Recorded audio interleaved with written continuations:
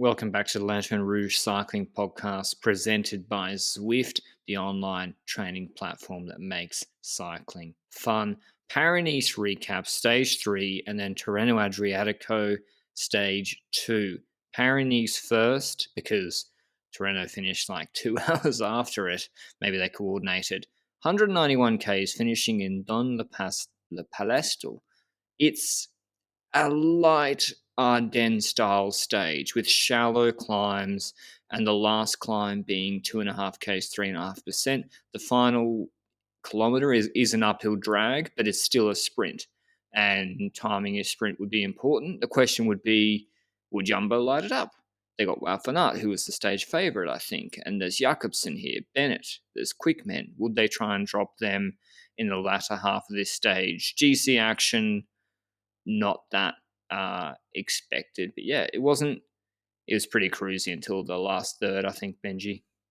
Yeah, it was basically that. But in the last third, we had quite a few moves, not necessarily the most interesting moves, I would dare to say, because I think with roughly 32 kilometers to go, we saw a move from the peloton by Søren Kragh Andersen of DSM. And at that point in the race, there's plenty of teams in the peloton who still have a lot of riders. And obviously, because someone makes a move like that at the front, the tempo in the peloton goes up a bit. The pure sprinters go off the back, like, for example, a Jakobsen goes to the back on these hills during the last third of this race. And with that move of Søren Kragh Andersen, I'm like, why would he do this? Like, this makes zero sense to make this move. And it's something that DSM does a lot. Last year in the Dauphiné, Felix Gall, Marco Brenner, these meme attacks at certain points that just don't make sense. And yeah, some people were saying perhaps it's a training thing where he's trying to test his legs, but okay, you can do that on other places than in the last third of a Paris stage, I would argue. And what's your take on that? He's trying to remind other teams that he's here so he can get a contract elsewhere. Okay. My honest opinion. Okay. And it's not like DSM not looking good this year. Yeah. Anyway, but yeah, the same thing happened in Tirreno as well, or did FDJ? It happened. It wasn't just SKA though. He got followed.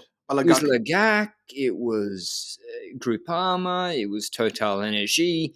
And if you don't try, you can't succeed. I get that, but attacking in the face of 3 Jumbo domestiques, 3 Movistar domestiques, it's not a coordinated plan. There's no plan there, like when Coquard and Cofidis lit it up in Provence where they do a lead out. It's just like, let's just attack because they're riding tempo. It's like, okay. Anyway, we see that a lot. It's just sometimes a shame to see it from the bigger teams. Yolo and Bardiani we allow. But yeah, that got brought back. And there was Hayter, Benji. What's going on? Ethan Hayter at the back all through the last 30 Ks. It's very difficult to find out what aspect to Ethan Hayter we've got these days because, like we said a few times now, good time trial in Bessèges, decent Alto de Foix and Algarve stage, but the rest of the stage, he's always hanging at the back of the peloton, and I'd argue he's not even in a terrible form, because today he was holding on to the back of the peloton as well once again. Like you said, that second move of Søren Kragh Andersen when Lagac happened as well. Once again, Jumbo riders were trying to control that. At a certain point, we had Laporte doing the work at the front of the peloton, and that was probably because Nathan van Hooijdonk and the other guy, Mike Teunissen, were off the back at a certain point probably, or were towards the back, and they had to move forward, and then they took over from Mike Teunissen again. So quite some controlling to be done by that team. Cofidis took over for quite a bit during the stage on the hills for Coquard, but nothing like that one stage they did 2-3 weeks ago where they tried to actually put pressure on the pure sprinters, because the pure sprinters were dropped and the ones that were left were the ones that were going to survive those kind of pressure anyway. But we were heading for the final sprint. We knew that Jumbo had a few riders there. Roglic was still there. Teunissen was still there. I think Laporte was also still there, and Van Aert obviously as a sprinter. Then we have, Stuyven as lead out for Pedersen, another man for them as well. I think it's Alex Kirch that was also part of that lead out train. And other sprinters were there as well. Girmay was brought up by one of the Intermarché riders. I thought this finished it quite fit him, to be honest. And Hayter was still not to be seen, and he would be starting to be seen in the last 500 meters. But at that point, what teams were taking control of the lead out? Well, Laporte gave a bit of a pull for Wout van Aert, but not too much. It wasn't like the lead out of yesterday. And it was actually Pedersen launched first with Wout van Aert on his wheel, Coquard third wheel, 250 meters to go on an uphill drag. And it's not just 1% too. It looks a bit steeper than that.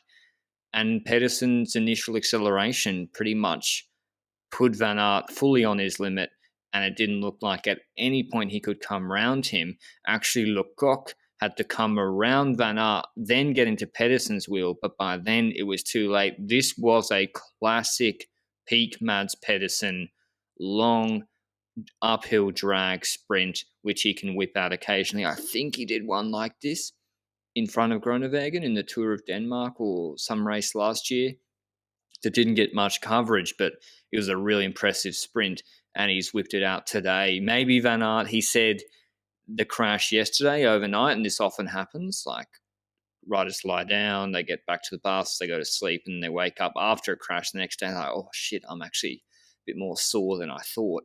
And he mentioned that the crash might have taken out, well, not afterwards, he said it before the stage, that the crash was a bit heavier than he initially thought. So anyway, it's a really impressive performance. Germay was out of position, but fast finishing. Philipsen, I think the hills definitely put him just under a little bit more pressure, and he also didn't start the sprint in fantastic position. He was on the barrier and didn't get really any open air. But I've got top 10, bad habit, I never go through the top 10. Pedersen, Coquard, Van Aert, Philipsen, Turgis, another good sprint from him. Germay, Fred Wright for Bahrain, 7th. Then Van Poppel, 8th. Hayter, 9th. Molano, 10th. So Bennett dropped. Jakobsen dropped. I dare say if you're Jakobsen and you want to make that quick step Milano Sanremo squad, I think you want to make this finish if you want to stake your claim to Lefebvre that you're worth including. But I just want to, on the Hayter thing, he's finished 9th coming from 100th wheels. I think he has some sort of block or something at the moment where he's not liking riding in the bunch. He saw in the classics because I was like, I don't know if it's the legs. Is he sick? He's like half the peloton's sick. Pollitt looked under the weather. He's just sitting at the back with not moving up at all, not overlapping his wheels, trying to move. I know it was narrow, but I think he's not liking riding the bunch. Maybe this is what happens when you make Steve Cummings your DS. He's like the guy rode at the back of the peloton all the time. Maybe he's told him to do it. I don't know. But do you think, Benji, we underestimate sometimes the difference in how hard it is to move up from 40th wheel to 10th wheel between Grand Piemonte when in midweek race and a World Tour sprint stage at Paris-Nice? Certainly, but you shouldn't be in 100th position or 40th position at that point, in my opinion. You should have, if your team is serious about your chances for the stage, you should be in a better position than 40th position in the last kilometer. That's my take on that personally. And if you're not, then your team and yourself have probably made mistakes in the process towards that final kilometer or in figuring out how to get your sprinter to the fore by the end. But I do want to mention that I probably underestimated Pedersen quite a lot for today because I might have forgotten that he was in this stage until the final sprint started, which is probably too late to figure out, Pedersen's here, because the finish fits him, a lot. And he's shown already in Bessèges twice in a row that he can do well on hilly finishes. First of all, with the victory himself from that front group with Carapaz back in the day and Ghana and so forth. And then the day after, I think he got second, if I recall correctly, behind Coquard on that. Was that the stage? That was the first one, Coquard, one or the second one. I can't remember. Wasn't that the one that Ghana got third? Vaguely remember something. Yeah. Okay. But Pedersen should deserve a bit more credit, and we should have named him certainly yesterday because I forgot. Nah, that's what he does. He flies under the radar. He's a bit like Christoph, and then he comes up and like, wow, you just won another World Tour race. Not like Christoph now. But yeah, that was the Paris-Nice stage. Tomorrow we have the ITT, which is 13 kilometers long, 800 meter, 7% climb at the end. It's a rolly TT, very little flat in it. Between these stages, perfect timing. I'm not complaining. I hopped on Zwift, did 90 minutes just cruising around, but Our show partner Zwift has the Tour of Watopia starting on Wednesday. 5 stages of riding featuring 5 new routes originally created by the Zwift community. Choice of 3 route lengths per stage. So plenty of opportunity to find your bunch whilst you level up with the double XP on offer. But tomorrow's stage, Benji, Roglic, Isager, Van Aert, Laporte, Kung. It's a strong start list. Yeah, certainly. And Hayter, yes, we just mentioned him as one of the weaker riders in the positioning towards that sprint, but he did have a solid time trial at both Algarve and Bessèges, so I'd name him with the candidates. And if we then look at the opposite side of the spectrum, McNulty was gone again to earlier than Jakobsen today, so absolutely terrible performance by him. I hope that it has a reason and that it's not necessarily... Crashed yesterday. Did he? Yeah. Oh, okay. That's an explanation, for example. That's a good reasoning to not be up to form. I hope that he can find his form back. I don't expect him to be there tomorrow based on what I've seen today. That is certain. When it comes to my personal pick for that time trial, it's so easy to pick Roglic or Wout van Aert, you know? So, but I think I'd rather pick Roglic now based on the crash of Van Aert and the fact that I was expecting a bit more when it comes to the kick on that final sprint today from him. Yeah, I'm going with Roglic as well. We also have Almeida here, who did a good TT in UAE, but I think Roglic is winning this TT. I certainly think he's going to be the best of the... Oh, Dennis is here too. Dennis is here. Oh, yeah, I forgot Dennis is here because he's a Tony Martin of the team now, so perhaps his time trial has also gone back, which I don't agree with. I doubt it. Are you going to pick Dennis or Roglic? I'll pick the other one. I'm going to go with Roglic. I think his form's insane. Okay, Dennis is mine then. Just because it's got nearly 200 meters of climbing in the 13Ks, that's just the edge. Yeah. But yeah, this is a TT to watch. This is high-level sprint field. I mean, are we disrespecting Bissegger, Benji? He put time into Ghana and UAE. Is it the hills that worry you? I think it's the fact that it's longer than 20 kilometers that worries me, because he starts getting worse from 23 kilometers onwards. It's 23 kilometers. How long is the time trial? It's shorter. 13 and a half. Oh, fuck. No, he's going to be good.